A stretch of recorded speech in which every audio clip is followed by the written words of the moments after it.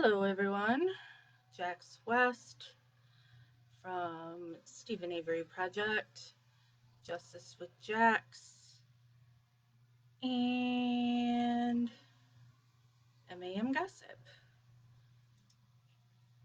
Haven't gone live on Justice with Jax for a while, so playing with Facebook because they keep changing things. Sup, cat? So I know I am live and people can see and hear me. Thank you very much, cat. So, yo, Bryce. So, we are going to discuss the Melissa Calusinski case. This is Melissa Calusinski. That's one visit with her. That's another one. I think, is there a third one? And there's that one. Yeah, that's all I have of Melissa. So, Melissa Calusinski case. I posted a link yesterday. Hello, Corey. I posted a link yesterday for her interrogation for people to watch. So I don't know if all y'all that are here right now have watched that or if you have seen the two 48 Hours episodes that are on her case. One is called The Fight for Melissa, and the other one is Blaming Melissa. Hello, Debbie and Cindy. You can get the links to those from Kathleen Zellner's website. That's KathleenTZellner.com. And then she has on that first page, it has notable cases or something like that, it says. Yo times two, Bryce. So there's Stephen Avery, there's Mario. I can't remember Mario's last name. And Mario actually, he like attended court once for Melissa. She talked to me about that yesterday when I visited with her. And then there's Melissa. So if you go on to Kathleen Zellner's page for Melissa, she does have the link. Hello, Maz, to the two different 48 Hours episodes. That is Erin Moriarty from 48 Hours is who has followed this case for years and has a really good relationship with Kathleen. So if you follow Kathleen Zellner, thank you, Heather. Yes, they are on YouTube.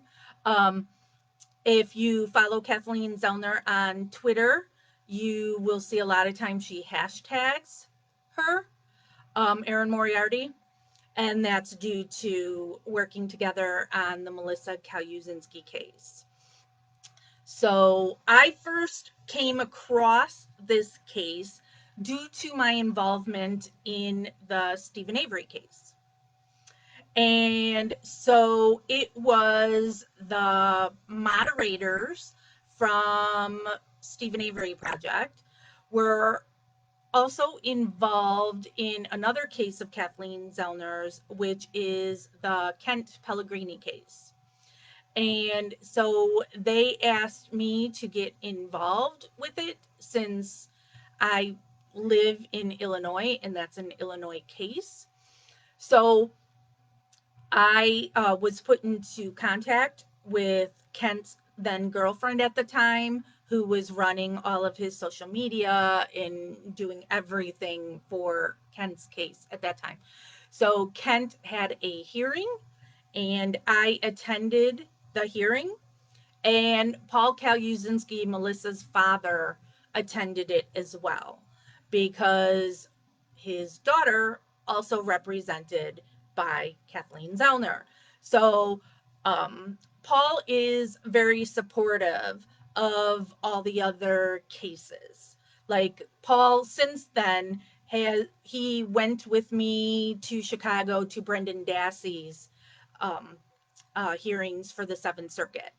He's very interested in all the cases that Kathleen covers, and he likes to be a um, a support system for the other family members that they're all going through something similar, which is a big difference when you see what goes on in Avery world to see these other families of the other cases. And I get with you, Maz. I don't like Twitter either. Um, we have Twitter.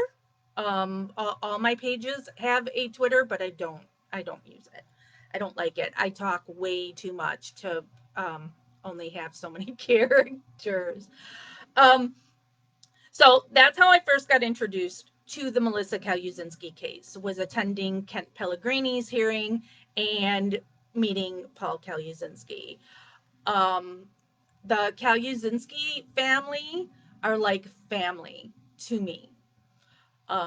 I will protect them however I have to, and do whatever I can for that family. So Melissa Kaluzinski was 22 years old, and she was an assistant teacher at a daycare. Her sister Crystal was also employed at that daycare facility and got Melissa the job. Melissa, prior to getting hired at Minisubi, she had been a nanny. And just working with kids is something that was really a calling for Melissa, that she really wanted to work with children. She had not been at this location very long. She had been working at another one. Minisubi had multiple locations and had transferred to that one recently. If you watch that interrogation that I posted yesterday, it's 3 hours long, and I actually just finished it about 20 minutes before going live. I know I've seen it before, but I wanted to watch it again before all this. And that is not the full interrogation. Some of it's been cut out, because of course they need to hide things. Because one of the things they hide is Melissa asked for a lawyer, and they ignored that. And that's cut out of the tape. So you don't see that she asked for a lawyer. You also don't see when they told her to call her father and tell your father what you did, and referred to Melissa as a bitch, and things of that nature. And then Paul, on the other end of the line, hearing what they're saying and how they're treating his daughter, losing his mind. Don't you dare talk to my daughter like that. Um, so that's not in there either. But from watching that interrogation, you can totally see, and this is why I always say Melissa's case is a combination of Stephen and Brendan's. Um, Melissa has a lower IQ, and it's very clear when you watch the interrogation. She is very exact on everything that went on that Wednesday. She's not stammering when she speaks. There's not a whole lot of ums and having to pause and think about it. She's Here's what happened. I get there at this time and this happens and this one goes on break and they get lunch and we sing songs and all this stuff. It's effortless. And that's because it's the truth and it's what she's remembering. So, what had happened that day is this boy, 16-month-old boy, Ben Kingham, who also had a twin sister who was also there. So, they were in the room that Melissa is an assistant teacher.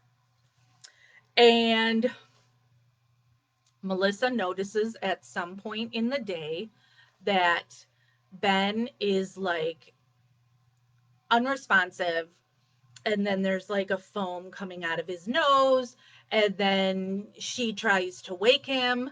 Her sister Crystal hears her saying Ben, Ben, comes in. Crystal then is trying CPR, and the boy goes to the hospital and is pronounced dead. You hear Melissa in the interrogation talk about how The boy had been to the daycare on Monday and he was sick. Did not come in Tuesday. Don't know why. Was he sick? Not feeling well? Wasn't there on Tuesday. And then he's there on Wednesday and dies that day.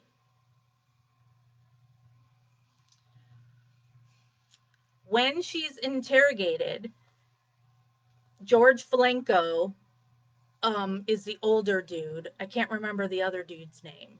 I just George Falenko always because I know how horrible he is and how he's also part of the coerced confession of Marnie Yang and many others. So George Falenko is a name that stays with me.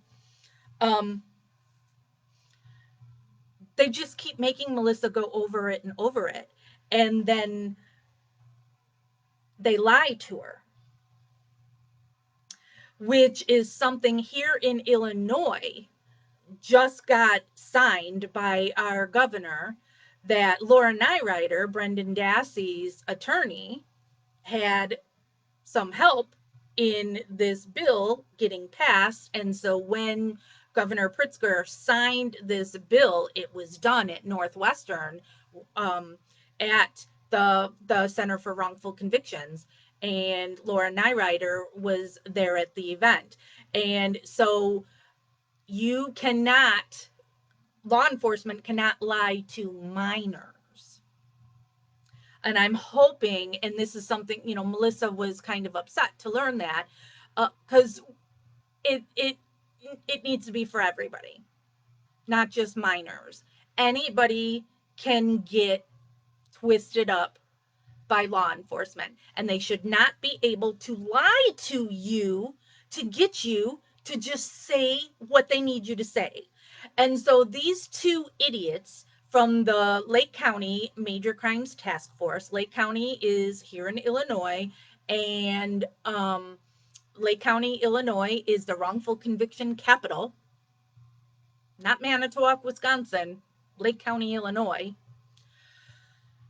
These guys bragged to Melissa in the interrogation of homicide is all we do and we're good at it.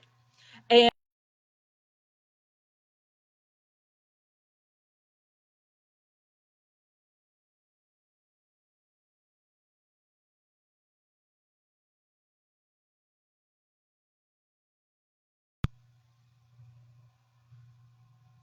Melissa, at that time, 22-year-old girl, easily intimidated by law enforcement. Now, she's not going to have that now because she's been in prison for 12 years, so you got to do some growing up. In so she's got some spunk now, but easily suggestible. And they lie to her and tell her that Ben had a crack in his skull. And they know it. Oh, is it frozen, Bryce? Somebody tell me if I'm still going here. The current frame rate is too low. Please set the frame rate to 15 to 60. I don't even know what that means. I don't know how to do that. And that's popped up for me before, and I've asked Jeff to fix it.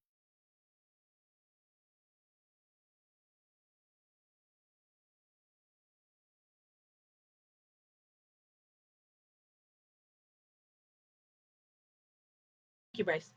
Um, so they lied to Melissa and say that Ben had a fracture in his skull and it had to have happened recent, just now.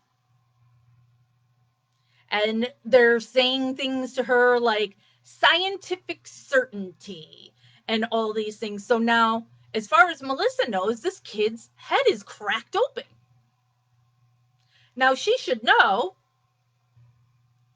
she saw the boy before he went to the hospital. There's no, you're thinking fracture, you're thinking there's going to be blood, especially from a head wound. right? Don't head wounds bleed a whole lot? There was no blood on Melissa that day. There was no blood on Crystal, who was administering CPR on Ben. No blood. But you're saying that this child got a fracture in his skull so bad that he instantly dies.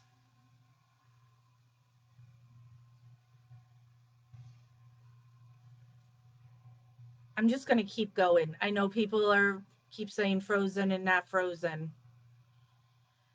Ugh. And maybe in the playback too won't be so sucky. I don't I really got to get on Jeff to look at this computer for me. And there's Melinda froze again. This sucks. And like when I go on Stephen Avery Project and do it from there, it doesn't do it. Right? When I go on Stephen Avery Project and do lives, we don't have this stuff that I'm having here or when I'm in MAM Gossip. I'm just going to keep going. So now, in them questioning Melissa over and over again and wanting her to repeat the stuff that of the day's events, Melissa is hearing from law enforcement who she's got no reason to think they're lying to her. So now Melissa has to try and think what happened that day that could cause the kid's skull to fracture. But Melissa was with the kid like all day. So what possibly could have happened? And there are times where law enforcement is trying to get her to point the fingers at somebody else. And it's just showing you that George Falenko and the other stooge are, they just want to say somebody murdered this kid. So it can be another notch in their belt of, look what the Lake County Major Crimes Task Force did. We solved this homicide of a baby. So they're not caring who's going to go down for it. Melissa, was your sister in there alone with the kid? Was this other woman alone? So Melissa could have at any time taken that bait like Brendan does with Steven to point fingers at Steven. So she could have said this person did something or that person did something. Melissa's just not understanding. Um, and so eventually they get her to say that she went to took the kid out of his seat and was going to put him on the floor and was putting him so he was standing up, and then he kind of fell back from that. And um, the Stooges do the, oh, are you sure that's how it happened? Okay, well, we have to take a break. And then they'll go out for a little bit and then they'll come back and they'll say, we've talked to the coroner or the medical experts, and they say there's no way it could have happened that way. There had to have been more force. They keep pushing Melissa and pushing her until finally it's like, I picked him up and threw him down like that. And, and they were trying to get her to incriminate herself too with it's an accident, you dropped him on accident. So that's what she first, that's what she's going to, of it's an accident. But they keep pushing and pushing and pushing, and they're not letting her out of that room, and hours are going by that they're manipulating this girl. And then they also do good cop, bad cop. The stooge number 2, he swears at Melissa and using, talking to her in a harsher tone and being mean to her. And then George Falenko is being the, I'm your buddy. And so there's even one point during the interrogation that Stooge 2 leaves the room, and then George Falenko's going, you don't have to, I think she said the guy's name was Sean, maybe. You, you, so doing the whole good cop, bad cop. But Melissa was clear from the start that nothing happened. She didn't do anything and she didn't see anything. But it's clear they're not going to let her out of that room until she gives them some kind of story that is fitting their fake narrative that there's a fracture in that boy's skull. You can Google Melissa Kalusinski X-ray. So what Melissa was tried on is this X-ray that makes the kid's skull look normal size and shape, but it's all blurred. It's just this big, white blob. So you can't see anything. And then the other thing that they did, and I can't explain this because I'm not a tech person and I am not a smart person either, but it was sent to the defense in such a way that, just like we hear in the Stephen Avery case, and I'm assuming everybody who is here on Justice with Jax is familiar with the Stephen Avery case, and maybe I shouldn't. But it's sent to the defense in such a way that you have to have some kind of program to open it correctly. And if you don't have that, you're going to open it and see that x-ray that you can't tell anything by that x-ray. And so Melissa is convicted on this false x-ray. That x-ray could be anything. It could have been my head. And then years later, due to hello Clara, due to Melissa's dad, Paul Kalusinski's constant digging, they're able to find the actual x-ray. So when you Google Melissa Kalusinski x-ray, there are pictures where you can see on one side what she was convicted on, and the other one what the kid's actual head looked like. And his brain looked like a giant light bulb. The kid died because his brain was swelling up due to a prior incident. Your brain does not swell like that from being dropped and it's instantly going to swell and you die. This kid was a known headbanger. He would have tantrums and throw his head back. And there was an incident prior to Melissa being at this location where the kid had come to the daycare with a bump on his head. And the daycare said, "Ho, can't come in here unless he's gone to a doctor first, because the daycare doesn't want to be held liable for this bump and or bruise." I don't know if there was a bruise also. The kid goes to a doctor, the doctor clears him. So was it that bump that's now been swelling all this time that a doctor missed? Was it because of the kid's tantrums throwing his head back? Was it he's got a twin sister and maybe they roughhoused and so, or is there something else that happened? But even if Melissa had dropped that kid that day, which she did not, his brain isn't going to swell up like that. And why would the prosecution cover that up? Now let's go a step further. New coroner looks at the evidence. Dr. Rudd, when he looks at that x-ray, he changes it from murder to undetermined. Dr. Rudd 100% backs Melissa and says she is innocent. He says there is no fracture. He says the medical experts who testified saying that they felt a crack in his skull and saw blood and all that, those people lied. It's not there. The kid's brain swelled up. So what happens to Dr. Rudd? Well, to be a county coroner, you run for office. I work in politics. To run for office, one of the first steps you have to do is you have to get a petition signed by X amount of people. Depending on the position and what party you're running as, so Republican and Democrat need X amount. And then if you're running as like an independent, those typically need more um, signatures. But so you need X amount of signatures. And the petitions is always a shady game that your opponent, doesn't matter which party, is going to challenge some of the signatures on your petition.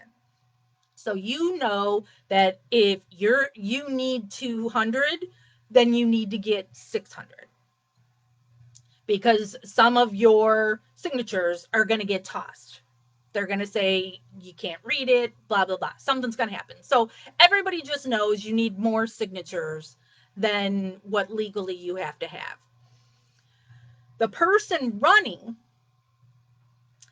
has to be there when the signatures are then, what is the word I'm looking for? I'm now totally blanking. Verified. You need a person with who stamps it. That is a, what is that word? I can't remember that word right now. I'm just totally blanking on it. Um, but so the candidate has to be there when each page is being notarized. You have to go to a notary. Ding ding ding ding.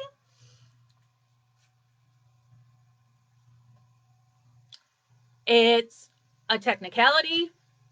Um, Everybody does this. It's not a big deal.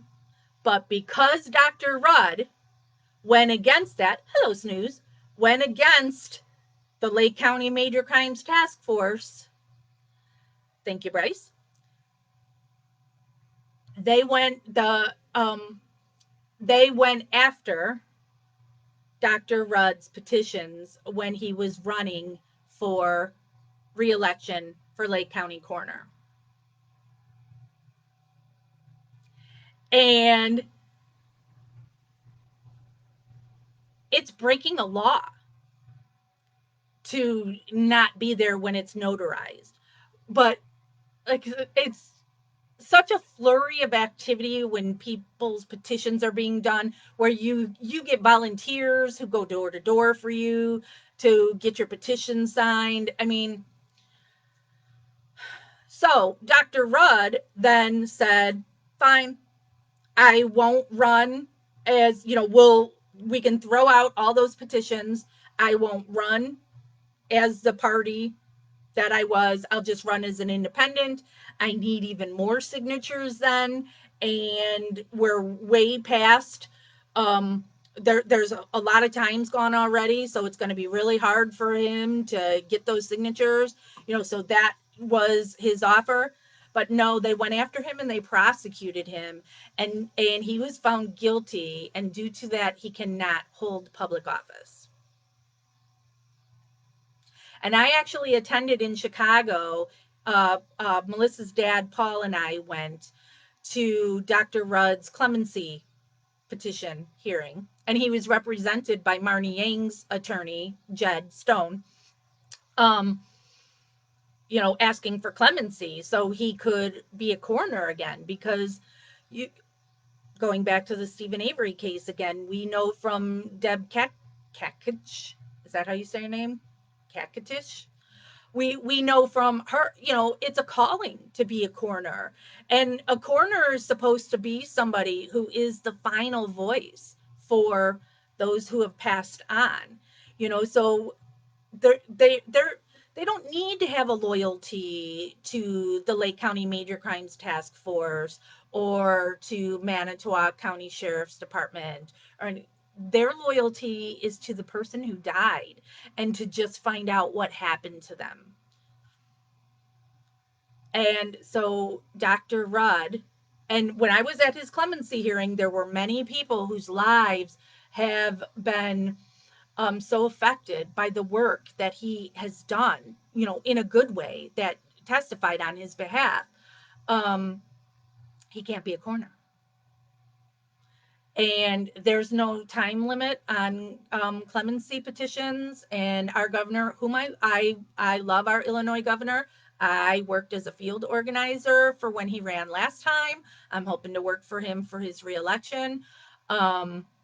I like and respect him a lot, but he turned it down and did not give Dr. Rudd clemency. But Dr. Rudd, to this day, is still working to free Melissa. So, something you can find also on Kathleen Zellner's page for Melissa is that Bryce, um, what was I going to say now? Oh, you can see on Kathleen Zellner's page for Melissa, and I see I'm like frozen on, okay, no, there I go again. Um, the last hearing we had for Melissa. So you can see Kathleen Zellner at work on Melissa's case in the courtroom. You can also see Kathleen Zellner in both of the um, 48 Hours episodes. Thank you, Jennifer.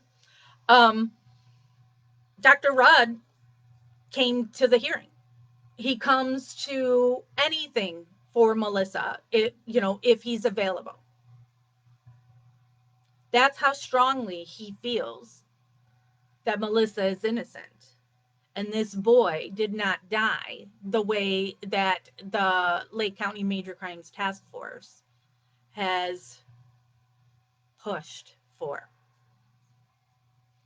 And Melissa is not the only person. Like I said, Lake County is the wrongful conviction capital. So, Marnie Yang is another one from Lake County. Mario, who's on Kathleen's page. Then there's Juan Rivera, Juan Rivera is not one of Kathleen's. Um, there's a lot, and they do this over and over again. They just are going to solve it to solve it, not truly find out what happened. So in Ben's case, was it murder? Was it an accident?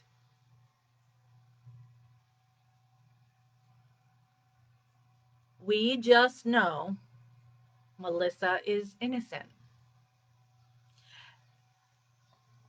There is a lot more information on Melissa's case that proves her innocence, but to be a Smurf bag, I can't tell you. But there is overwhelming evidence that proves Melissa is innocent. Very true, Maz. Melissa has a secret donor who pays her legal fees and has said money is no object.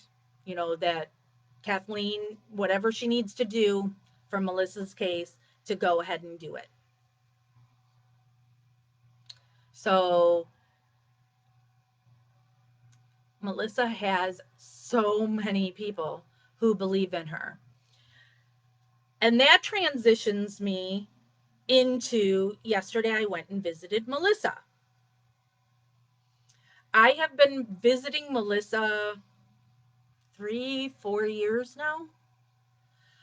And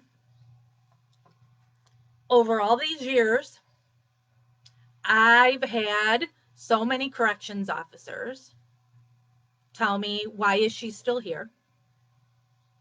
While I'm sitting with Melissa in the visiting room, a corrections officer will say to her, you're still here?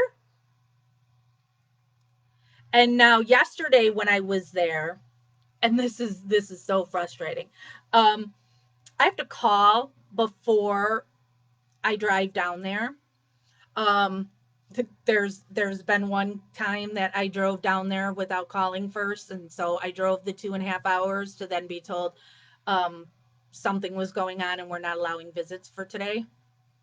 But now, especially with these COVID visits, they recommend you call first. So I called, and this is my first visit that we're doing it as. So now, when I visited her last month, it was with COVID protocols. Now, this visit was a vaccinated visit meaning so she's vaccinated, I'm vaccinated. I had to bring my card, my vax card with me to show them when I check in. Um, and they made me, you can't bring a mask in with you, but they give you a mask, and then I have to wear that mask as I'm walking because Melissa's prison is like a campus or a summer camp that it's all these different buildings, so it's not this big monstrosity building of all these different floors. It's just tons of different buildings, and so you walk in to check in and get searched and all that in one, and then they walk you out the back door of that, and then you walk into a guard shack, and then you walk out the door from the guard shack. Then there's the people in the guard shack is just they open the fence, the gate, and then you walk through the gate, you cross the street, um and then you walk down a sidewalk. The first building there is like an activity building. You turn right, the sidewalk goes to the right, and then you go up some stairs and go in this visitors building. So I have to wear the mask when I'm doing that walk, but then when I get to that visitors building, I was able to take the mask off. They still had the there was plexiglass in between Melissa and I that is just sitting on the table. You know, I've compared it to like a Connect Four game, you know, the way it's in brackets sitting on the table. And, you know, the plexiglass like comes up to here, you know, so it's not that big. Um, but I was told when I called, because I asked, is there anything special? And they said that I need to know. And they said no. And I said, what about vending machines? Because now when I went last month, since it was full COVID protocol, there's no vending machine, so I couldn't buy her any food. And so I was told this time vending machines are on and you can get her food. So I'm like, that's awesome because inmates love to get those treats because it's stuff they can't regularly get, you know. Um, so when I first get there and sign in there, and so and I have my card, you know, because they give you a debit card like on your first. Well, they don't give it to you; they charge you like $1 or two, but it's like a debit card, and then there's like an ATM machine that's there that you put cash in. You know, you put your card in, you put cash in, and it puts that money on your card account, and that's the only way you can buy food from the vending machine is with that card. So I have that card with me because they write down everything you have, you know, so including that card. And so then when you leave, they make sure you still have that card with you when you leave. So when I have that card, they're like, you're not going to need that. And I'm like, what do you mean? And they're like, power's out. So the vending machines don't work. So when I get to the visitor's room, there's no lights, no air conditioning, you know, and so the vending machines are all off, which totally sucks. And Melissa said they were even going to bring them trays of food because they haven't fed them because the power's out. And so yeah, I was there when they brought a tray of food for her. And so now she's like, here, you want to see what they actually feed us? It was gross. And then Melissa kept like offering me stuff too. She's like, do you want some? You know, do you want some of it? And it's like, no, thank you. You know, so it was chicken nuggets. I don't know what if that was actually chicken. I don't know. But it was chicken nuggets, some like wild rice, two tortillas, and some kind of brownie looking thing, and no drink. They get no drink. That's what she was given. Um, Oh, and I was able to hug her though. That was different from the last visit. We weren't allowed to touch last visit. This time could touch and so was able to hug her. Um, so while we're there, the vending machine people show up with coolers. And I've been there before when the vending machine company, and it's the same man and woman. And I've visited Melissa before when her dad is there. And because her dad can talk to anybody, does talk to anybody and everybody, and has a good relationship with them. So I know Paul has talked to this guy before. And So, and yes, Maz, he was a headbanger too. Um, so they were there with their coolers that usually the coolers are there when they're restocking the vending machines. But now they were there since the power was out. They were going to take out the refrigerated stuff. Um, but the guy, where the table that Melissa and I were signed at, is the one that's right in front of the ice cream vending machine. And so the guy comes over to our table and he goes, Melissa, I've been seeing you in so long. I can't believe you're still here. And then he goes, I want you to know you have a big supporter in us, meaning him and the other woman who was there. I don't know if that's his wife or what the deal is with the vending machine thing. He's like, we've watched all the shows, we've seen all the news reports, and we know you're innocent. And it's just, and Melissa was like choking up and she's like, oh, I'm gonna cry, but that's a typical thing that you see at the prison with Melissa, that everybody there knows she's innocent. Everybody there, and I'm not talking about inmates, I'm talking about people who work there, all know she's innocent. And so it's constantly the question of, why are you here? Why aren't you home yet? Melissa has never been in trouble, never had a ticket, has no enemies. Everybody likes her. She's just a nice, sweet girl. Now, it doesn't mean there hasn't been times where maybe she doesn't like somebody, because that's going to be natural. But Melissa doesn't care about any drama that's going on in the prison, because it's going to happen. Orange is the new black, Wentworth. Um, Melissa doesn't involve herself in any of it. She stays in her room if she's not at work. Um, she loves her cellmate so, so much. They well refer to it, they call it a bunkie. Um, she has had the same bunkie for a while. Um, and her bunkie has been in prison for 20 years. She is from Mexico.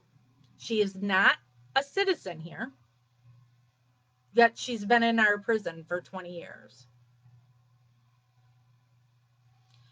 And this woman is very good to Melissa, and they're like sisters. I think they've been bunkies for 3 years, but don't hold me to that. Melissa's prison is horrible in the condition. They have buildings that are condemned. When politicians take tours of the prison, they go only to certain areas. They keep them away from the bad areas. So, a couple months ago, there were several women who went on a hunger strike due to the poor conditions at the prison. I mean, there's literal sewage that comes up through the the drains in the showers. Melissa says they're not having as much problem with that anymore, but it's still, you have X amount of women on a unit, and then there'll be like only two working toilets, two working sinks. They were treated very badly at the beginning of COVID, and would have officers who would refuse to wear masks, not giving them masks, not giving them cleaning supplies, not giving them access to commissary, not letting them shower. Um, they weren't allowed to go to chow, had to just sit in their room. Now, the inmates aren't the ones that are preparing their trays.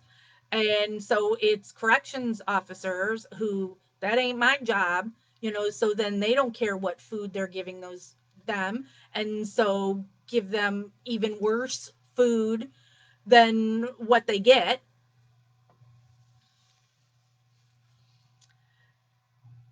These women are extremely mistreated there. And so many people just don't care. Punishment. This is punishment, people will say. What happens when you treat somebody like dirt for 20 years? What does that do to that person? And then how do they function when they're released? They're people. And this prison, it's not everybody in there is Jeffrey Dahmer. You know what I mean? So you're treating people there mothers, because that's another thing to remember with this being a woman's facility. So this is somebody who drunk driving that didn't kill somebody, marijuana, gang activity, whatever. It's supposed to be rehabilitation, right? So you're just going to keep them in that cycle, in that pattern, if you put them in there and treat them like crap. One of the worst visits that I had with when I went to visit Melissa, it wasn't with Melissa, is kids will come to visit their mothers that are coming with either family members, whatever family members are taking care of these kids while their mother is incarcerated, or it's the state, somebody who's assigned to just take these kids on their visits. And so you'll see the inmate is so excited to see their child and want a hug, and the child just screams and cries and is hanging on to their grandmother or the person from the state because they don't know their mother. And then you also see the mother be uncomfortable because this is in a room full of all these other people that now people are witnessing that your baby doesn't know you or whatever, and you're embarrassed, and my heart just breaks for her. Or when it so happens the person is there that'll take pictures, because they're not always there, which that's something I love that is done way better at Stephen Avery's prison, is it's an inmate who takes the pictures, and so that inmate is always just sitting there in the visitors room, and you can get the pictures. Now you got to pay for them. The inmate has to pay for the pictures. They're not free. It costs money. Everything costs money. Everything an inmate wants to do costs money.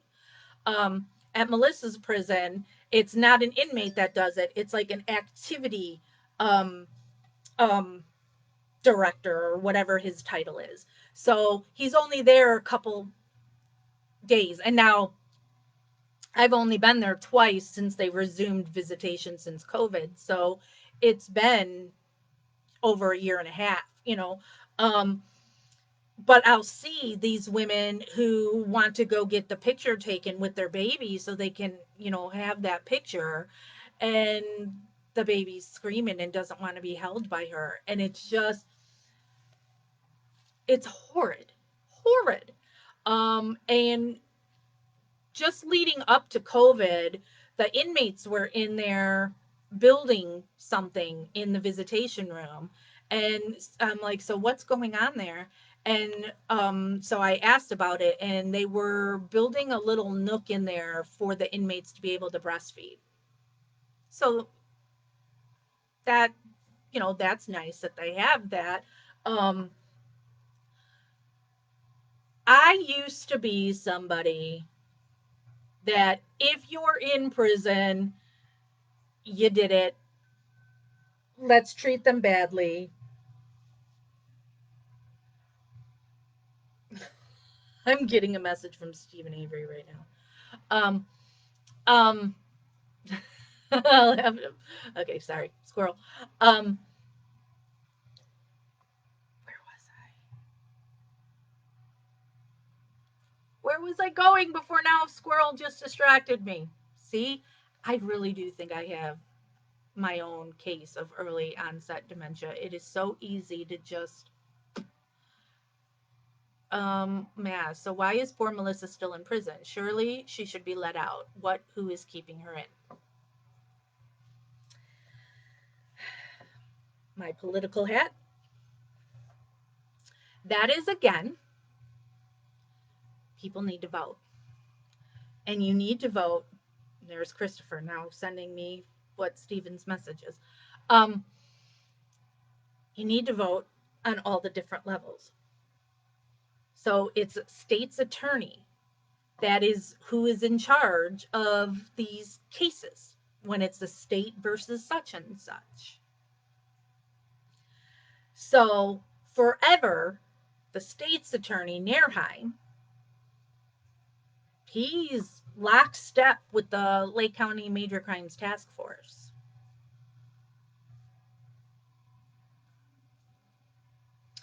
And so they're never going to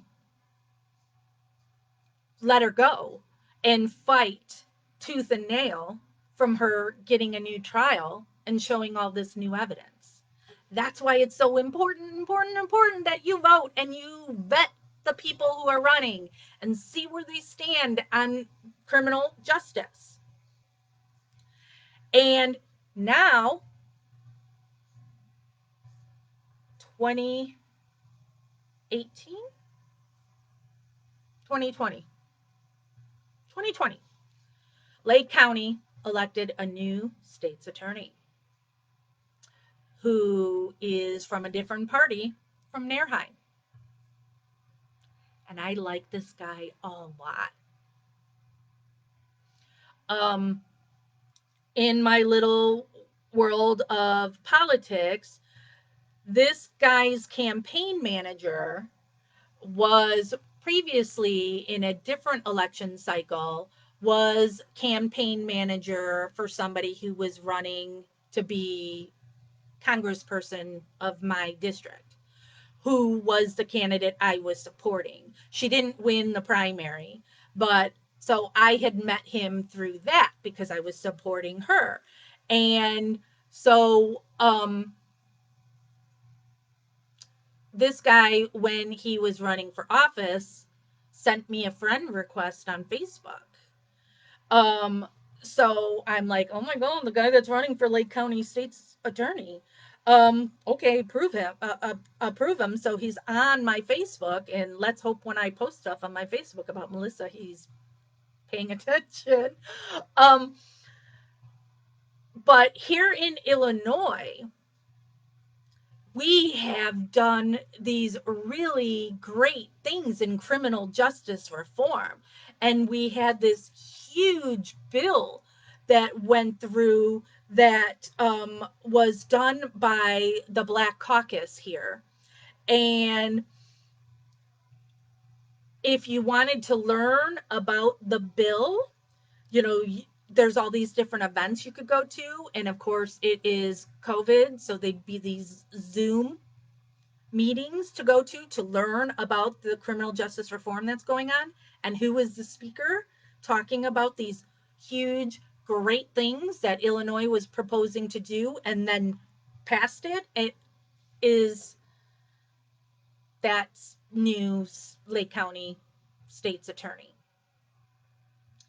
So I am really hopeful that this is somebody with fresh eyes and seems to truly care about justice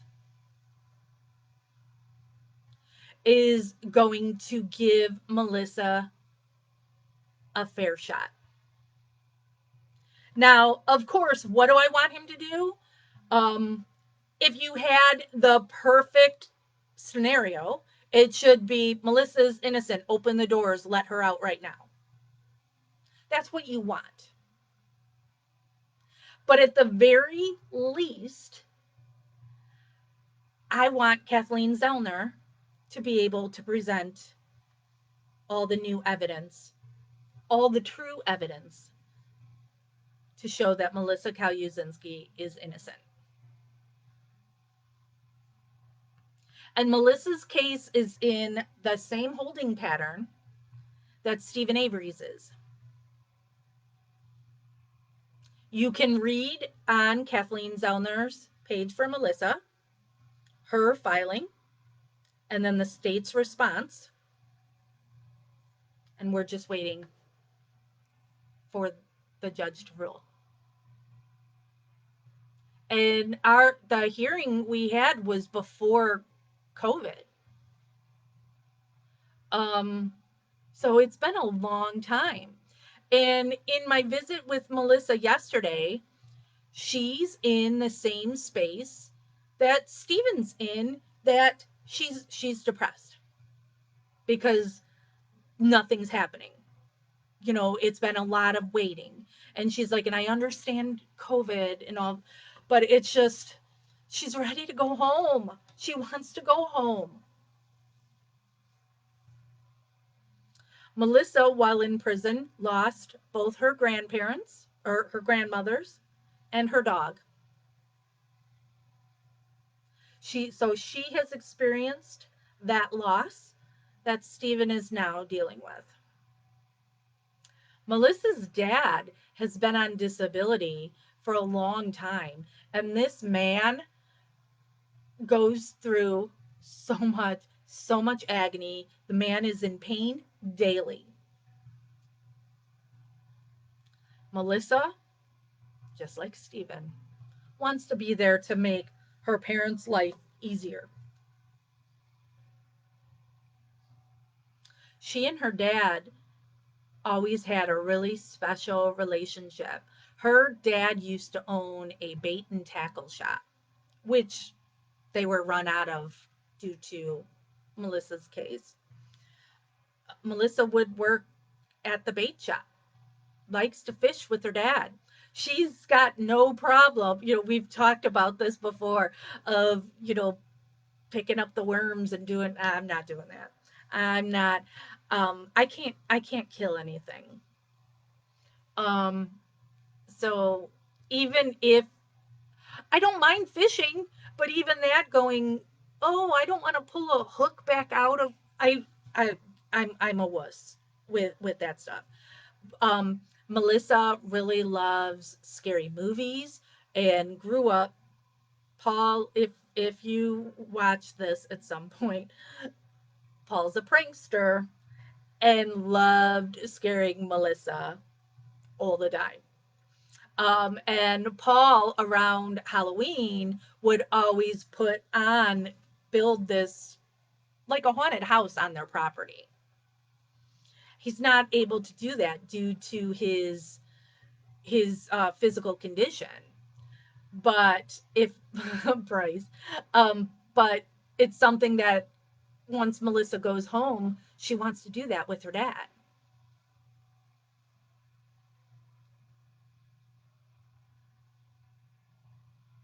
The machines, Maz, the machines are working now for the visits. So as I said at the beginning of when I went in there, the power was out, and it's so funny. You have to schedule your visitation during this COVID stuff at least 7 days in advance. 7 days. 7 days in advance, talking about horror movies. Um, and you can only be there for a certain window of time, so you have to choose these time blocks. Um, and so my visit was a 3 hour visit, a 3 hour tour. And so I kid you not, 15 minutes before the visit was done, power went on. And so they also limit the amount of people that are there visiting. So there was probably only 7 visitations at most going on in that room. And inmates are not allowed to get up, and they can't go to the vending machines or any of that, so which it's kind of really ridiculous because then, like you got to go to the vending machine and go look at stuff that's in there and then go back. Okay, they have this, or like I was doing yesterday, just shouting it. Okay, it's this. Do you want this?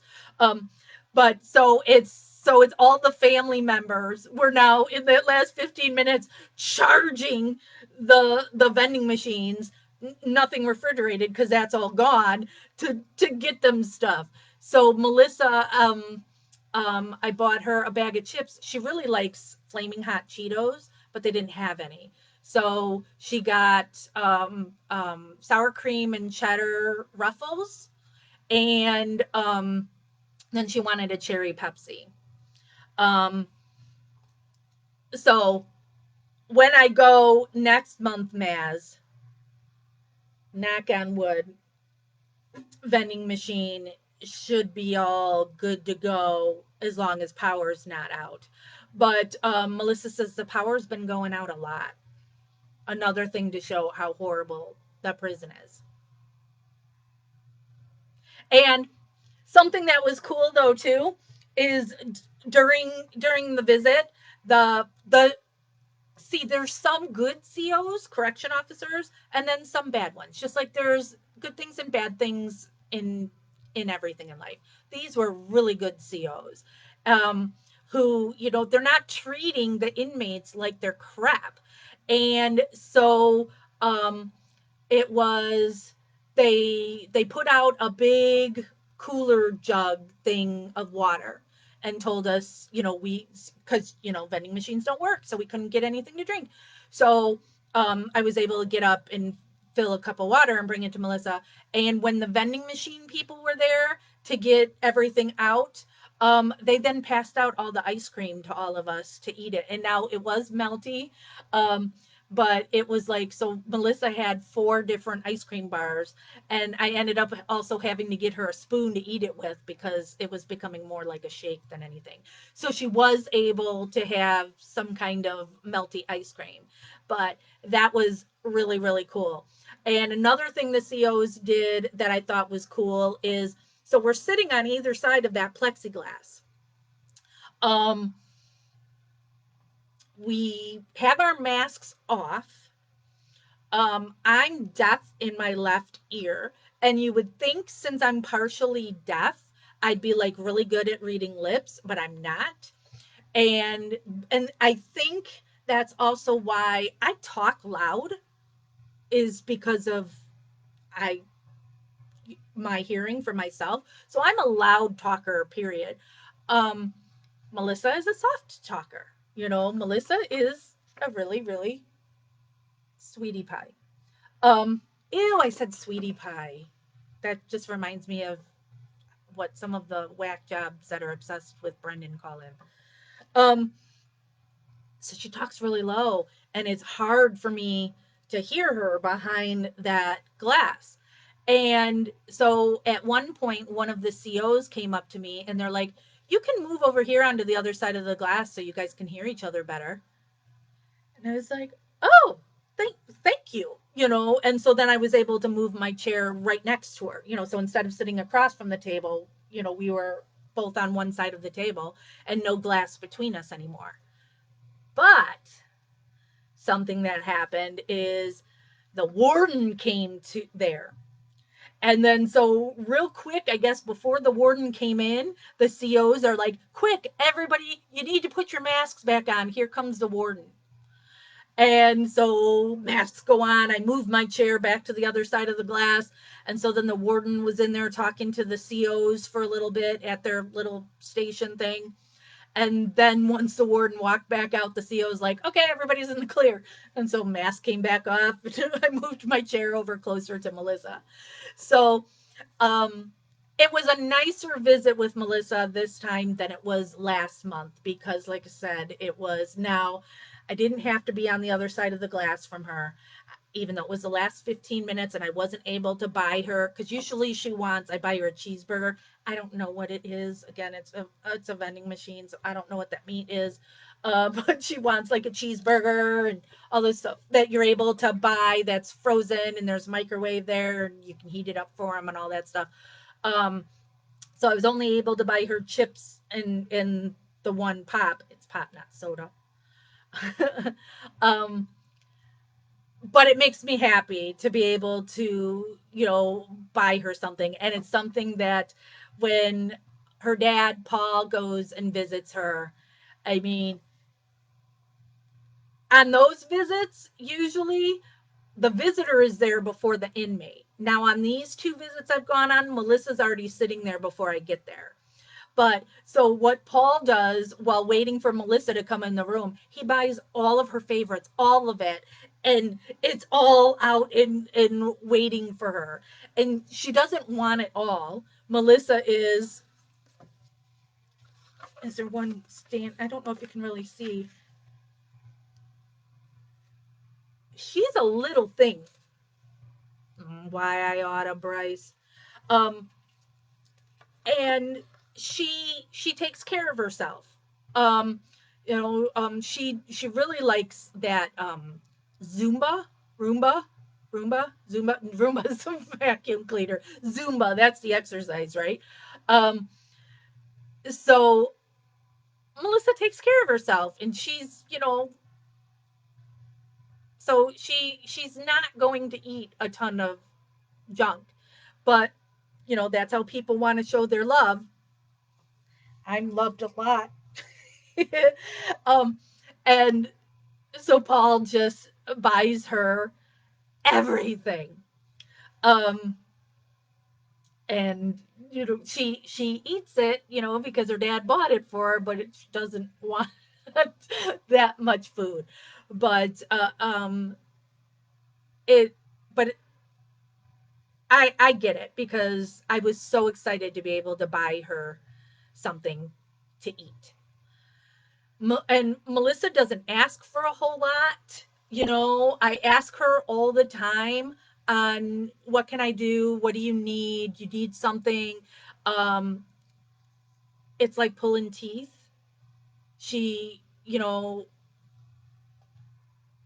There's only a couple times now, and she knows, and she even mentioned it yesterday because she knows that I keep pushing her for it. Of how can I help you? What do you need?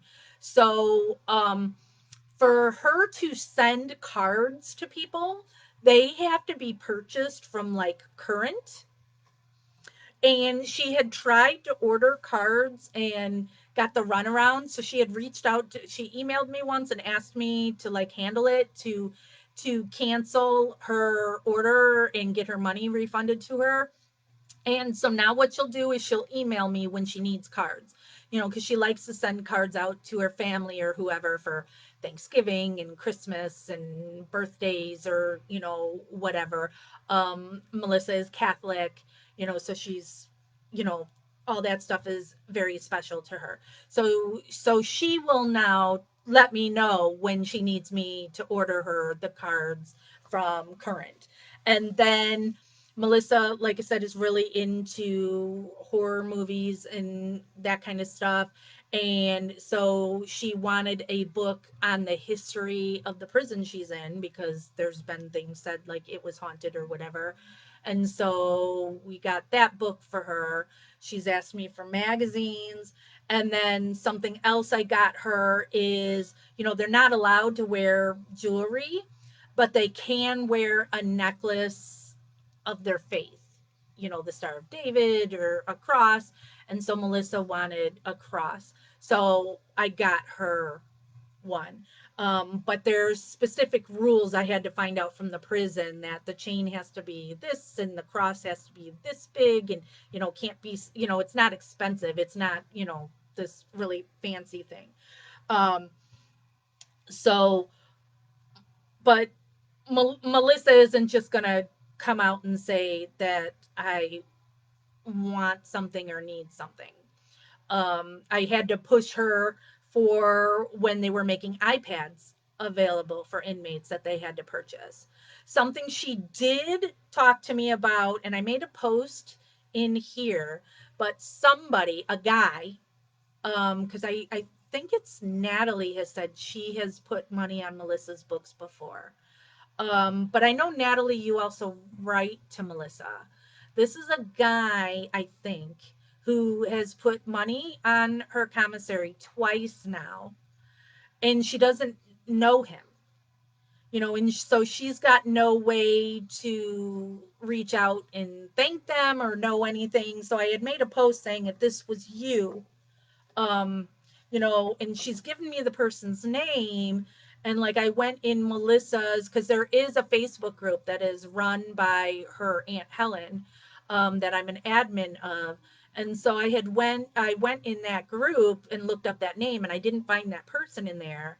And then when I just searched them on Facebook, a whole bunch of people have that same name. So without me knowing for sure where they're from or whatever, I can't really pinpoint who this person is. So, Melissa would like to say thank you.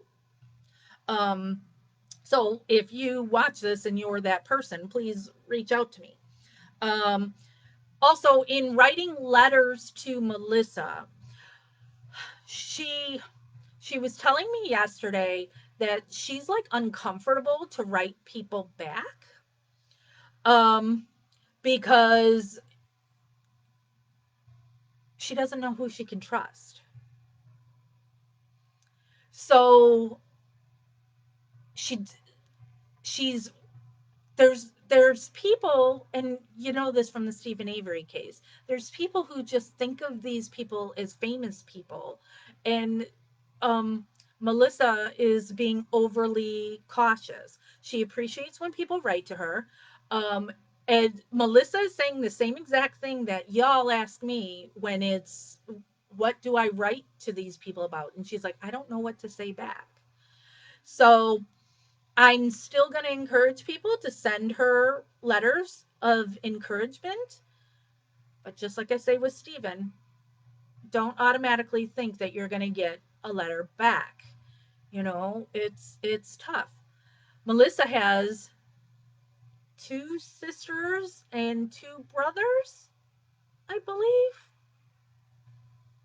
I've only met her one sister. Or no, I've met one of her brothers too. I was at um, Melissa's grandmother's wake. So did I meet? I might have even met both of her brothers at that one. And I know her sister Crystal pretty well. And her sister Crystal is the one that worked at the daycare with Melissa and got Melissa the job. So, and I believe you can see Crystal in the 48 Hours episodes. I don't know if she's in both of them, but I believe um, Crystal's in there because she's also a witness. She was there. She performed CPR on Ben. So, yeah. Um, Melissa's parents had, this is their second marriage for each of them. So there are kids from other marriages. And then um, I believe Crystal is her only full blooded sibling. I think so. Um, Melissa's parents, Paul and Cheryl, are great.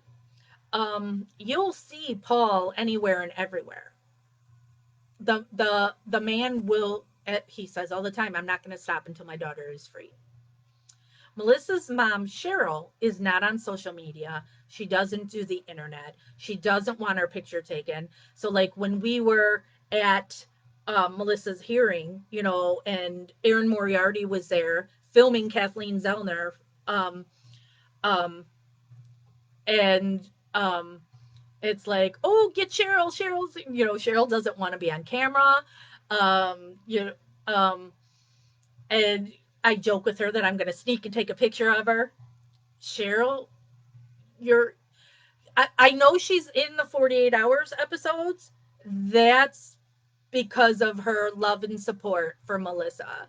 But so she and Paul are exact opposites when it comes to being out there in the public for the case, but they are both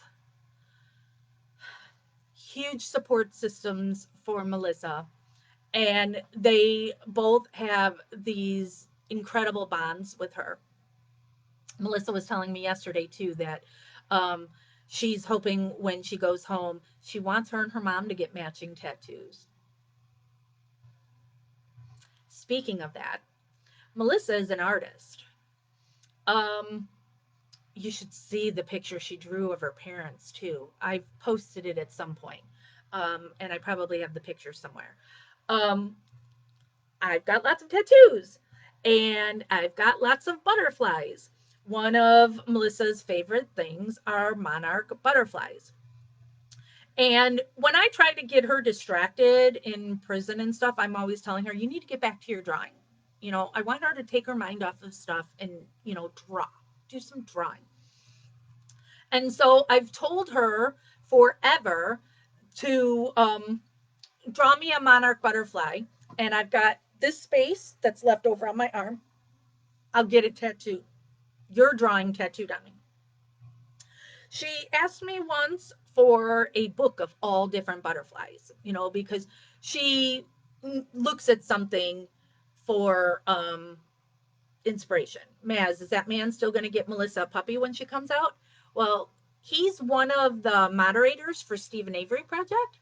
So, um, and those of you who have been around the Stephen Avery case for a while will know him, Michael Ryan. And Michael Ryan comes and goes, where he'll be all involved in Stephen Avery's case, and then there'll be months that, he's living his life. So I know that no matter what the situation is, when Melissa is freed, Michael Ryan will make sure Melissa gets a puppy, which she talked about yesterday too, because we were talking about dogs and whatnot, because he's going to get her like a Labradoodle. It's going to be so much fun. So anyway, um, on my birthday is July 3rd. Melissa sent me, it got here on my actual birthday, which is a Saturday, was a Saturday this year. I got a birthday card from Melissa. Birthday card from Melissa.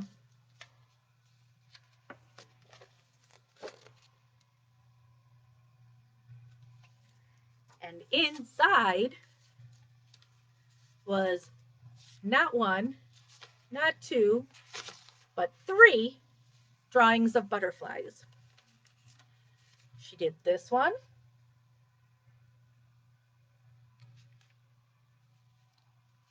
She did this one.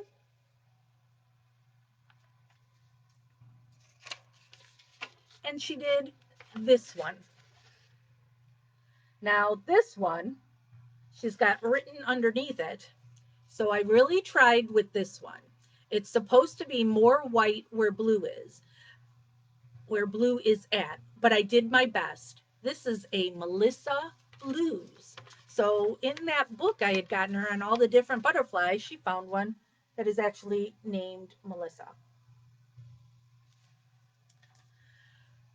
I contacted my tattoo guy, but it turns out his first available appointment is December. So it's like, now I gotta try and find a new tattoo guy if I want to try and get tattooed before then. And I'm thinking, because the space is pretty big, all three of them could go in there that she drew.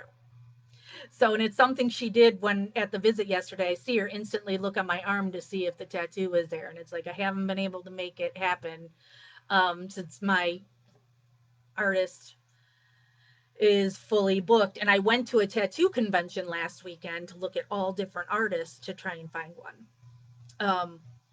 So, but then there's also busy. Melissa Calusinski is 100% innocent. The Lake County Major Crimes Task Force is corrupt AF. They forced a wrongful confession out of Melissa to convict her for the murder of Ben Kingham.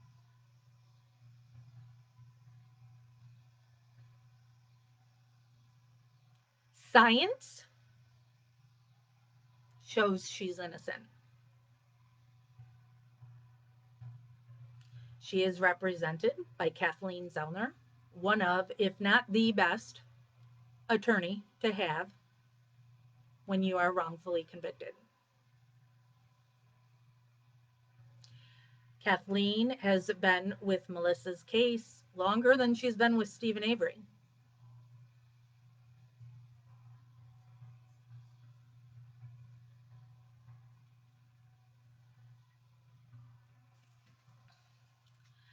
Jennifer, there's George Falenko is now retired. I don't know about the other guy. And he just retired recently because I know it was in the news. And I believe I posted it here in Justice with Jax when there was the announcement that George Falenko retired. And then Michael Nairheim, the state's attorney, was lost the election. Jennifer, why is there no retrial? Because you have to get a judge that says she can have one. And that's what we're waiting for. Kathleen Zellner presented this to the court. The state said, we don't agree. Don't give her a new trial or anything. Just ignore that. And we're still waiting for the judge to say whether or not she can have a new trial.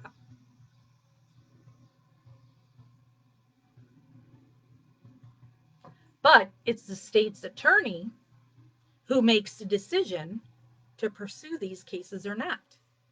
So when this was all going down pre-COVID, the last hearing we had for her, it was the corrupt Nairheim was the state's attorney. Now we have Eric Reinhardt.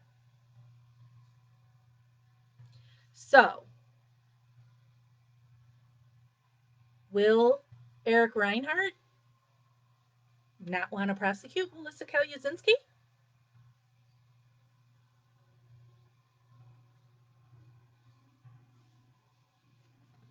You know, if he looks into all of this,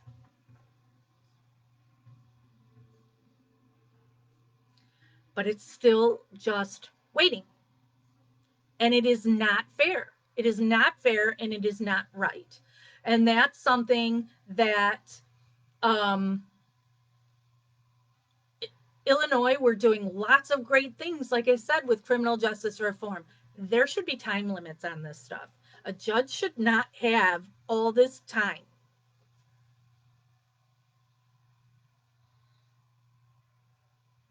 I'm not sure, Bryce. I have an event that I'll be going to, a political event down in Springfield, down by Bryce. The same week, the rally that we're having for Stephen. So I'm going to be going out of town twice in 1 week. But all the politicians are going to be there. My governor will be there. My lieutenant governor will be there. Everybody's running.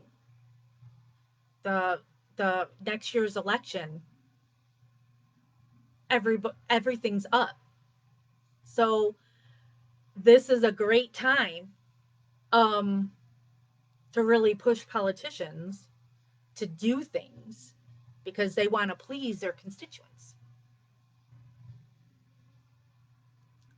So I told Melissa yesterday, when I am down in Springfield next month, as I'm networking around with all the politicians, I'm going to be pushing for these things for Melissa. How bad her prison is, what all is going on at that prison, and these women need to be better taken care of. We need there to be not just cops can't lie to children, cops shouldn't be able to lie to anyone. And judges should have time limits. They need to rule. They shouldn't be able to just sit on things. This is bull smurf. It's not right. Melissa lost her grandmothers and her dog. Stephen Avery's just lost his mother. How many inmates lose a loved one while they're sitting and waiting? Not just people in prison, people who are in jail waiting to go to trial.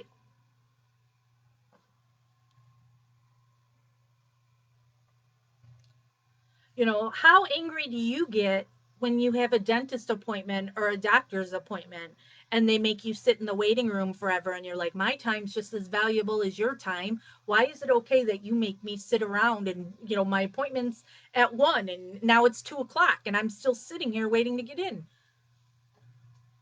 Inmates, jail or prison, they're people too. Their time is valuable too. Melissa has been in prison for 12 years.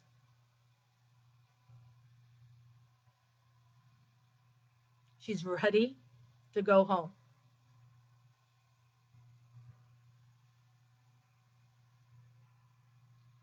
There is evidence to show she was wrongfully convicted. It has been shown time and time again if George Falenko was involved, false confession is coming out of the end of it. It's not like the usual thing where, oh, yeah, of course everybody's going to say they're innocent. Melissa is innocent. Oh, God, Maz, yeah. Mm-hmm. People who are guilty say there is somebody in Melissa's case that did something to Ben. That person is still free. Stephen Avery case. That person is still free. Who knows what else they're doing or have done in these 12 years Melissa's been in prison. And another thing to say to the politicians, when you have a George Falenko, Manitowoc County Sheriff's Department, Len Kaczynski, Ken Kratz, they should be prosecuted. I don't care that they were the thin blue line. They knew what they were doing was wrong, and they stole somebody's life. And until these corrupt police officers, sheriffs, district attorneys, assistant district attorneys, blah, blah, blah, blah, blah, get punished for doing those things, they're going to continue to do it. Look at Kratz. I am the prize. Who then raped women. Yeah, I'll say it. He raped women. Having women have sex with him because he is their attorney or their partner's attorney, they don't want to have sex with him, but they do it because I'm your attorney, blah, blah, blah, whatever. That's rape.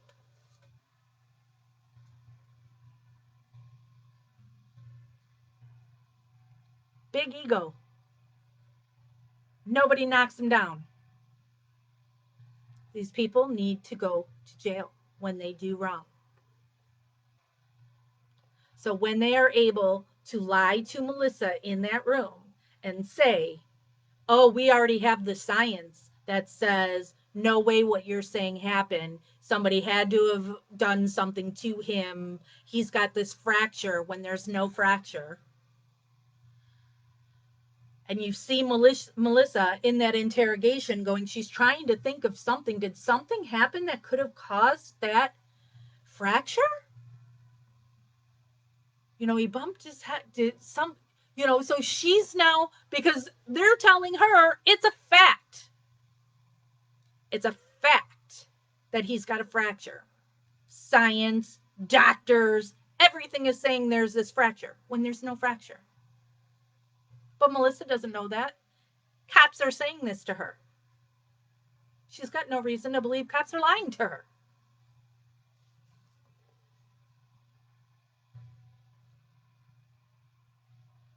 And they won't let her out of that room.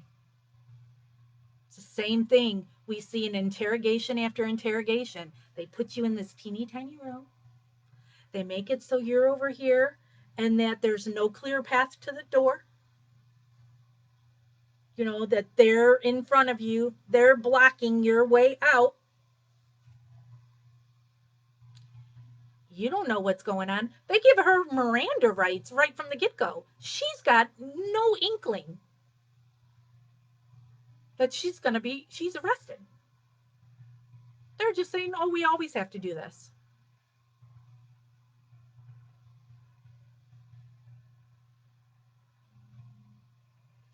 That's why, what's the one word we have to remember? Anytime police want to talk to you, lawyer. You could end up, if you can't afford one, one will be appointed for you. So you could end up with a Kaczynski. And these people work for the state and maybe don't care about helping poor people who can't afford a good attorney. But you at least got to try. Don't say anything. Wait for an attorney, even a crappy one. Make them wait. Like they're making you wait. In that interrogation with Melissa, how many times did they walk out of that room and leave her in there?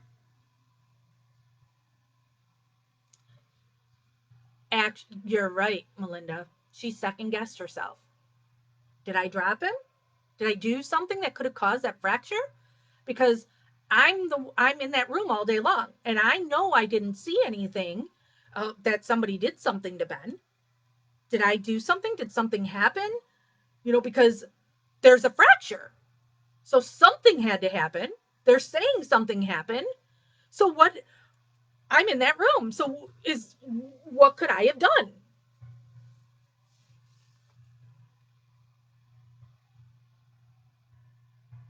Lawyer. Don't let them bully you like that. Don't let them trick you. She's a 22-year-old girl. She doesn't know. She was somebody that, at that time, easy to push around. People pleaser. Just this sweet girl.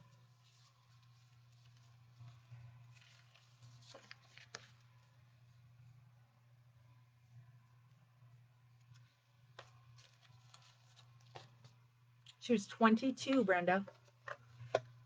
22. Now she's 34. Her birthday's in October, I believe. And she was saying yesterday, she's like, I'd really like to be home before my 35th birthday. She wants to start her life. Stephen Avery was 22 when they took him the first time. Stephen, at least, was married and had 4 children and one stepchild at that time. Melissa's never gotten the opportunity to have a family of her own. They won't even let her be part of, when you see the programs in prison where they have inmates train dogs, they won't let her do that because of her crime. Is against killing a child.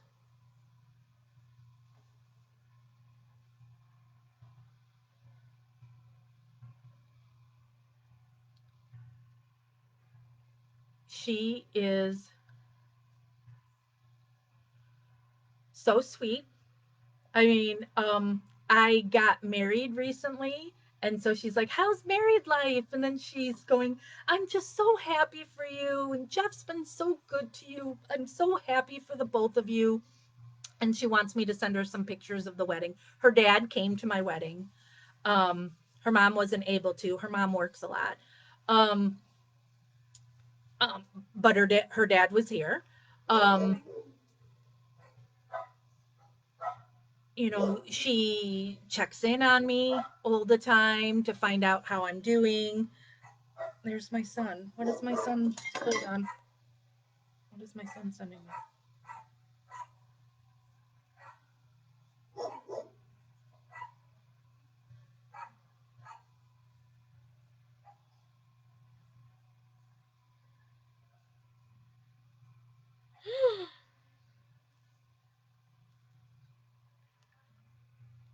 Sorry.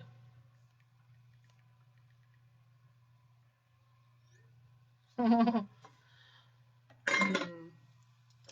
okay. Um, when things have happened to me in the Stephen Avery case with people really coming after me, she's all concerned about me. And um, when I go to leave the prison, she's always make sure you drive home safe. I mean, she's just a caring, loving girl. And I know there is no way possible Melissa would do something like this, and the science and the evidence all backs that up.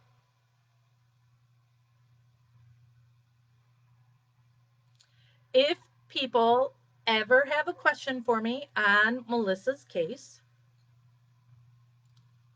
fire them my way. We do have live videos. I don't know if it's on this page or in the Justice with Jack's group. I don't remember which one. But we did Facebook Lives where we watched both of the Melissa episodes. Um, and discuss them. I've also done lives before with her dad. Um, but those lives were probably done on Melissa's page um, that her aunt runs. And there's one live that we did too that Paul had Melissa call him while we were doing the live, and he was able to put her on speakerphone. And then people were able to ask her questions, and she was able to answer. Nothing about her case, but in getting to know Melissa type thing. And it also gave Melissa the opportunity to thank all of her supporters because Melissa does have a lot of supporters, just like Steven, that they're all over the world. Um, so we just wait like we have to do on Steven's case, and as soon as something happens in her case, I will bring it to you. Um, and I get stuff faster on Melissa's case because I get along with her family. um, and I attend her hearings with the family. Um, like when we went to her last hearing, her dad Paul told the court because they reserve seats for the family. Um, and so he told them that I was family, so I would be able to sit in that first row with the family.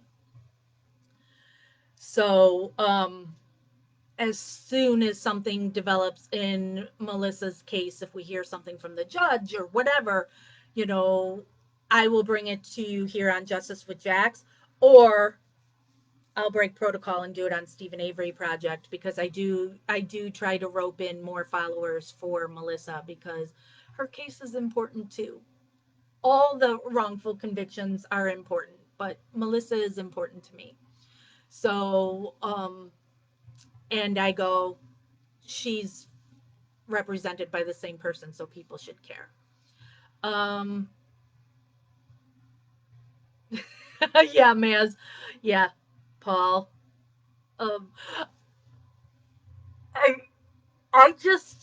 I was with Paul 3 times last week that he had to go to Chicago for some meetings and he didn't want to drive, so he asked me if I would drive him. So then I had to pick him up and drive him for his meeting and take him home. So I was with Paul a whole lot in the last week.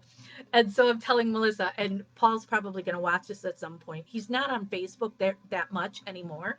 Um, but what eventually he'll watch this, and so I told Melissa, Paul makes me laugh because he's like he was trying to get an address to the place we're going to tell me where to go, and he's trying to use Siri on his phone, and I'm saying to Melissa, I mean, God bless him that he's an older person and he's using the technology, but he's like saying into his phone, yeah, can you get me the address for that guy that I was talking about the other day? He's talking to his phone like he would talk to a person and expecting Siri to then give it to him. And then he's like, do you ever have this happen to you? And, and then I'm trying not to laugh, but um, and then the meeting that I took him to on Friday, he was just supposed to be dropping something off. And originally I was supposed to go in with him, and Paul took me on a shortcut that was another long cut. Um, so we were late. And so I'm like, all right, I'm just going to drop you off at the door because, like I said, Paul is disabled. And instead of me having to pull into a parking garage and figuring out that whole situation, I'm just going to drop you off for the door at the door and I'll wait out here because he's just going to drop something off and come right back out. And I said, and I said, and I said, um, about 40 minutes into it, I'm then texting him going, what's going on? I'm still sitting out here. And he doesn't answer.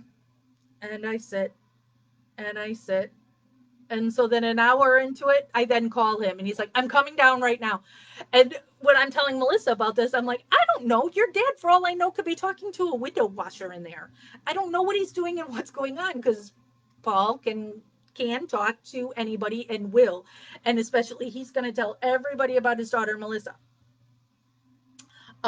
So that's why it's like, all right, I gotta poke him a little bit because it's like I'm freaking sitting out here in my car, and it's already an out for on that trip. It was an hour drive for me to get to Paul's house, and then it was 90 minutes to go from Paul's house to that one, to where the meeting was.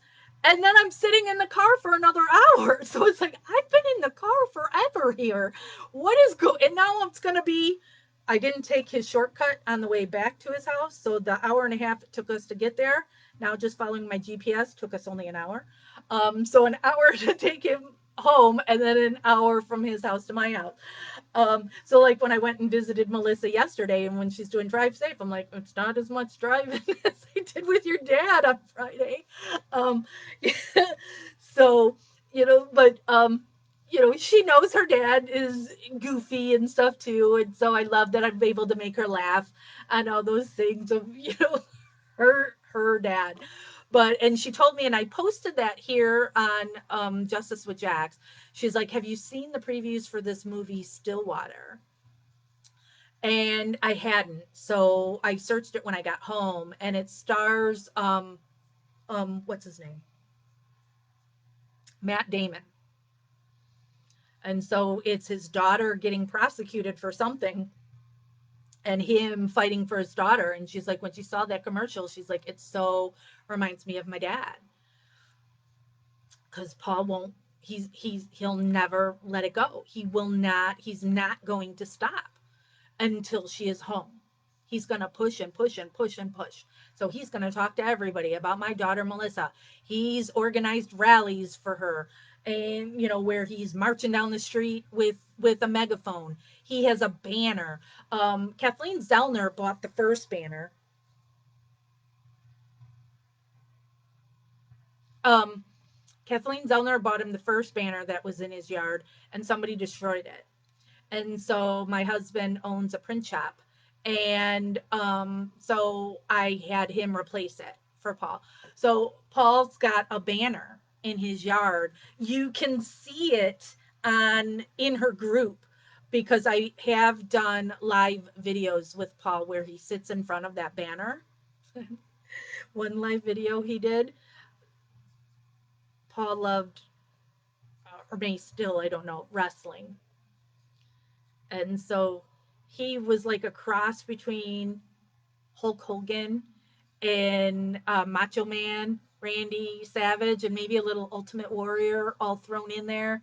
He's wearing a feather boa and wraps on his arms. And oh, yeah, Kathleen Zellner is going to fight for Melissa. And I don't know, but that video is in her group somewhere that we did a few years ago. That's Paul, you know, and the Stephen Avery case was my first exposure to advocating for wrongfully convicted and dealing with that family is such a freaking nightmare. And then I would be told by other people going, don't judge it like that. You know, people, it's not like that. So, like Kent Pellegrini, his dad, his sister, these people aren't, they're not like the Averys. They, they support their loved one that's wrongfully convicted. Now, Kent Pellegrini, now, and Kent Pellegrini's not a murder case, but nobody's asking for any money or anything like that with Kent Pellegrini. In Melissa's case, Melissa's Aunt Helen, Paul's sister, started a GoFundMe for them because, you know, Paul's on disability. He lost his business due to the case. And as you know, in the Avery case, it's gas to and tolls and the food and stuff.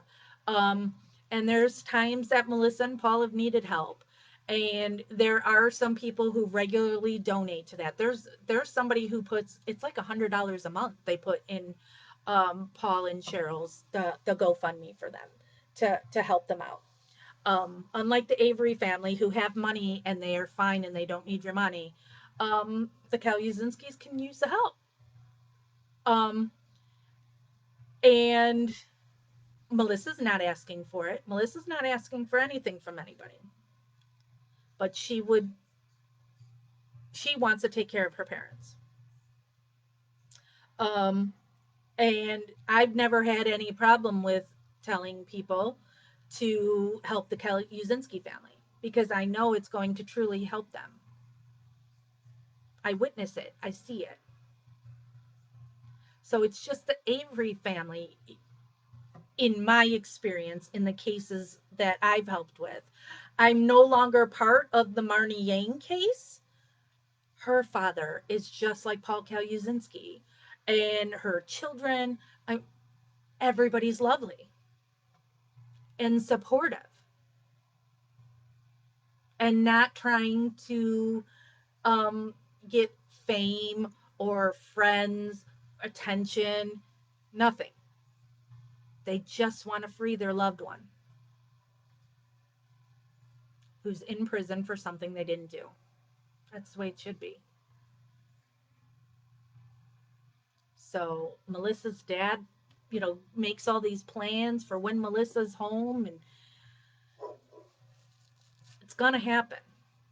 But as Kathleen Zellner says, it typically takes her 15 years to overturn a wrongful conviction because of how crappy our system is here. Elections have consequences.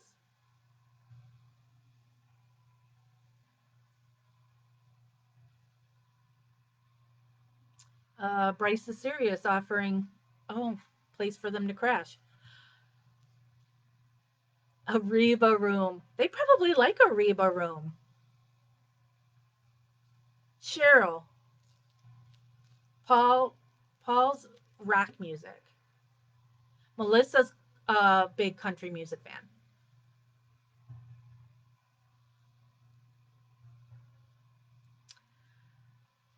I don't know the details, Maz, on Marnie since I was separated from that case.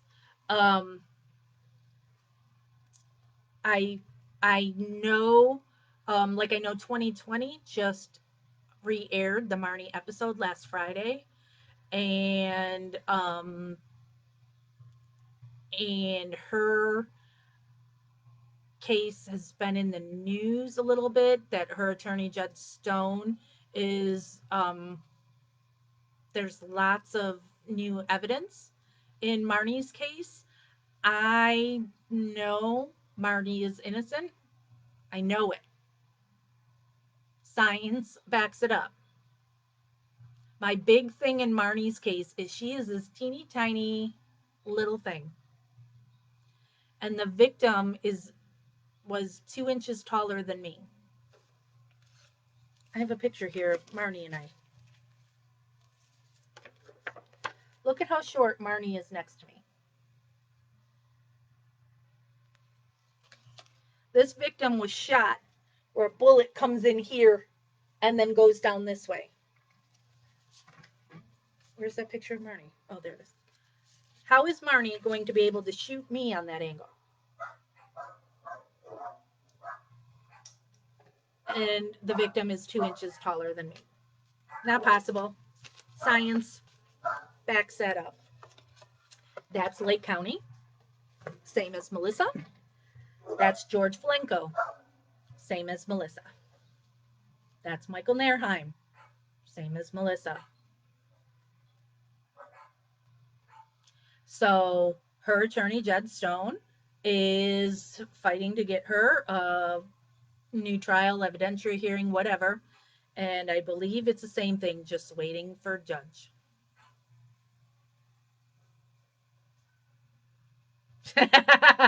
Yep, Maz. He's there. No smurfing way, Marnie shot her. And I don't have an actual picture of it. It is on my phone, but Marnie's daughter is like her mini me. And so I had her daughter put her hands out like this towards me to show again, there's just no way they're going to be able to shoot me there in a downward trajectory. I'm not a scientist. I'm not a brain surgeon, rocket surgeon.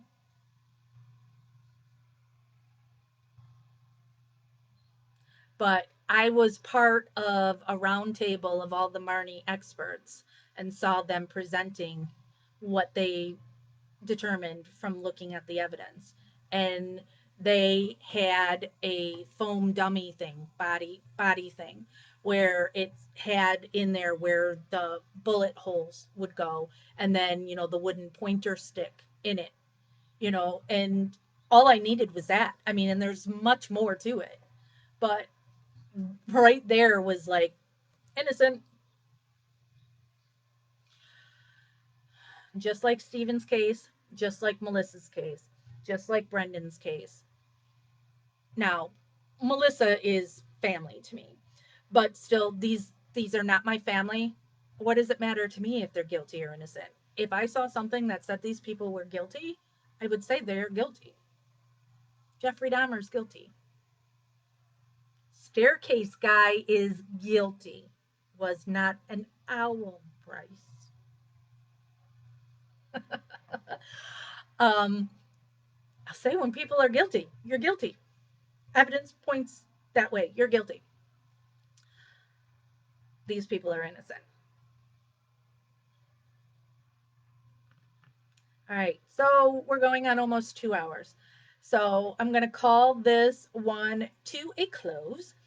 Like I said, anything that pops up in Melissa's case, I will bring it to you as soon as humanly possible. Um, we're just waiting on her case. So good here today. Knock on wood. Casey Anthony is guilty. I agree, Heather.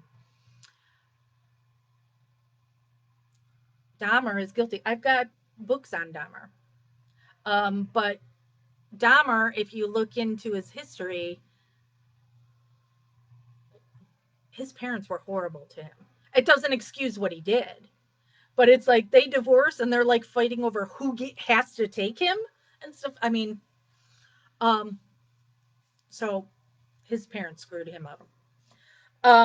Next time I'm going live, I talked to Christopher that I'll probably be going live on the Stephen Avery Project public page on Tuesday at our same bat time at 1 p.m. Central Time. And then I said I would probably be going live, that we would just do every Tuesday through until the week of the rally that we have for Stephen, because that Tuesday before the rally is when I'm driving down to Springfield for that thing where I'm gonna really work politicians to try and do some more work in our criminal justice reform. So look for me on Stephen Avery Project on Tuesday at 1 p.m.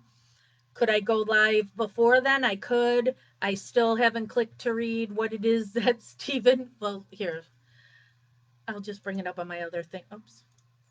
I'll bring it up on my other page real quick on whatever Christopher, because the person messaged Stephen Avery Project on because so the person talks to Stephen on the phone, and while they're on the phone with Stephen, Stephen will say, "Hey, ask Jack such and such," and so then they message it to Stephen Avery Project.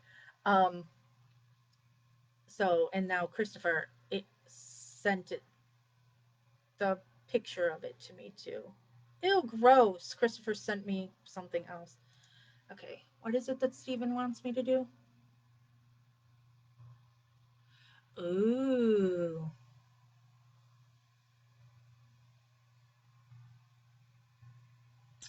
Stephen wants me to ask Carla. You say I was like a father to you. Explain that. So, those of you who are in Carla's little fan groups, why don't you ask her that? How was Stephen a father to you? Put that out there.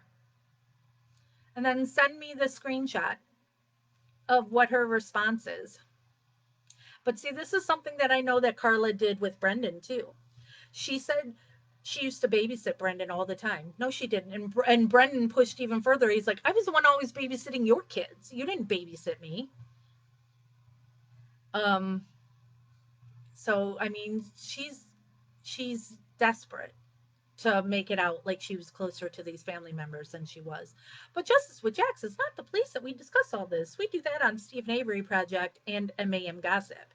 So if you're not already in those groups, MAM Gossip is where I really get into the crap that the family is doing. So I guess I will make that post, or Christopher can make that post if you're listening right now in MAM Gossip, and just because Carla also watches everything we do in our groups. But for people, Stephen wants to know. Carla says that he was like a father to her. He wants her to explain it. You say I was like a father to you. Explain that. Those are his words. Okay. So if some drama pops up in Stephen's case before Tuesday, I could go live earlier. But Tuesday at 1 o'clock is where we would do general talk about the case. We'll do the latest updates for the rally. Christopher and I have been planning some goodies um, for people who come to the rally, and then there's another goodie for people who stay at the hotel, some swag, and we'll release that information then probably on the Tuesday live, unless maybe we do it earlier. I don't know. So, but if you haven't watched the Blaming Melissa and Fight for Melissa, go to Kathleen Zellner's website, watch both of those, or find them on YouTube, watch them. And if you've got any questions on the case, fire them at me. And if it's something I can answer, because I'm very important and I know things that can't be public.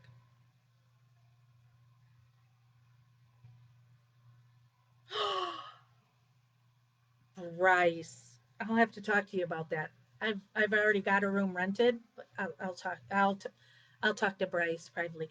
Oh, Bryce, there was something I wanted to talk to you to plan, because Bryce is somebody who's coming to our Stephen Avery rally and the candlelight memorial we're doing for Dolores. So I have a special task I want to do with Bryce. So I'll message you privately, dude. All right, so I am out. Thank you, everybody who came and joined us live. Um, oh, Christopher told me something today. I'm not technically savvy, But for those of you who watch this video, any other videos we have here in Justice with Jax, if you watch them over on Stephen Avery Project or an MAM Gossip, when you're watching them once they're done and no longer live, so this is right now, it's 3:03 p.m. on what's today's date? July 22nd. Um, if you then comment on it and use hashtag replay, it will then boot the that live video back to the top so people would be able to find it or whatever. So if you're somebody who watches this when it's not live, do that. Bryce wants a nice pink t-shirt for the rally.